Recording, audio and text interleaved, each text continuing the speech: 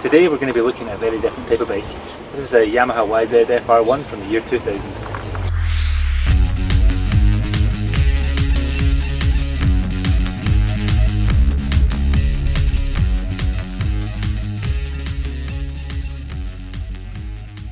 So here it is, in my opinion, the best carbureted superbike that was ever made.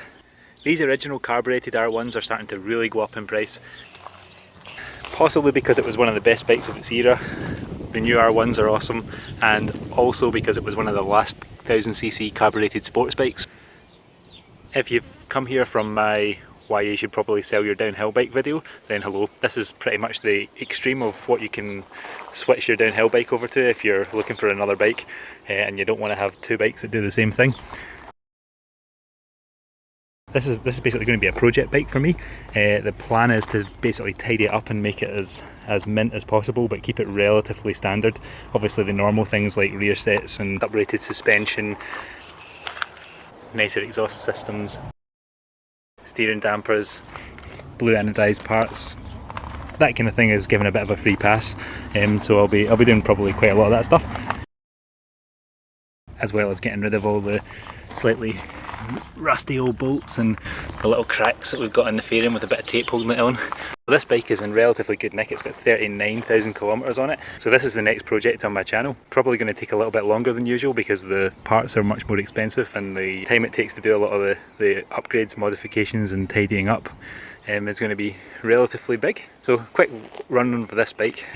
This is the final carbureted model, basically the 2000-2001 model. It differs from the original 1998-99 model, which was the first R1 that ever came out, in sort of minor ways. Probably the key mechanical difference is there's a bit of an upgrade of the gearbox. There's a chromo shaft in there instead of the old one that used to fall apart, or used to be a failure point. A little change to the front angles in the front end, the angles in the tank and the depressions in the tank. You can also tell from the angle of that rear, the under tray. The under tray basically is a bit more kind of, the light's a bit more vertical rather than sort of diagonal on the original models. Other than that, there was slightly different jets in the carburetor. I'm sure this is going to have been rejetted by now.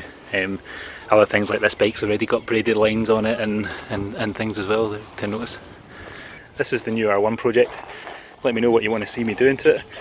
I'm looking forward to it. But the best thing about this project bike is that it's fully rideable, and I can use it for commuting to work when I don't want to ride my bike or drive my car, which is pretty awesome. So subscribe if you want to see the rest of this project and how this bike turns out, maybe even if you just want to hear it running. I'm only kidding, this is what it sounds like.